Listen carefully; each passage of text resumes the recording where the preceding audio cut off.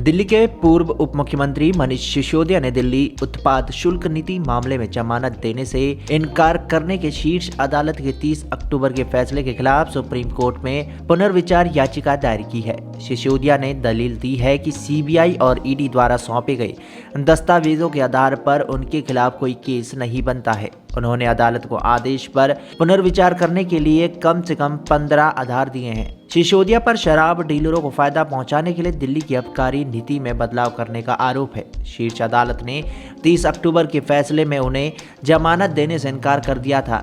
अब पुनर्विचार याचिका में उन्होंने दलील दी है कि उन्हें जमानत देने से इनकार करने का आधार गलत था। इस घटनाक्रम से वाकिफ लोगों का कहना है कि जस्टिस संजीव खन्ना और SBN भट्टी की पीठ द्वारा दिए गए शीर्ष अदालत के आदेश पर पुनर्विचार के लिए सिसोदिया ने कम से कम 15 आधार दिए हैं। पिछले हफ्ते वकील विवेक जैन के जरिए दायर याचिका में कहा गया है, रिकॉर्ड में स्पष्ट त्रुटियां हैं जो पुनर्विचार का आधार बनती हैं। पीठ ने निष्कर्ष पर पहुंचते हुए 30 अक्टूबर को कहा था, हमने कुछ ऐसे पहलुओं को देखा है जो संदिग्ध है, लेकिन 338 करोड़ की धनराशि के हस्तांतरण के संबंध में एक पहलू अस्थायी रूप से सामने आता है, इसलिए हमने जमानत याचिका खारिज कर दी है। अदालत ने सीबीआई के आरोप पत्र का जिक्र किया जिसमें कहा गया था कि पुरानी उत्पाद शुल्क व्यवस्था के तहत थोक विक्रेताओं द्वारा अर्जित कमीशन 5% था, जिसे आम आदमी पार्टी सरकार द्वारा लाई गई उत्पाद शुल्क नीति के तहत बढ़ाकर 12% कर दिया गया था।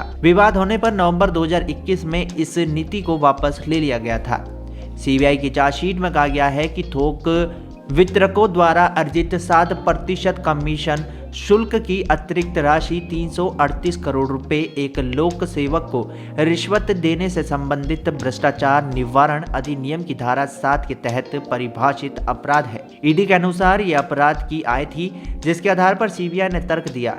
नई उत्पाद शुल्क नीति का उद्देश्य कुछ चुनिंदा थोक वितरकों को अप्रत्याशित लाभ देना था, जो बदले में किकबैक और रिश्वत देने के लिए सहमत हुए थे।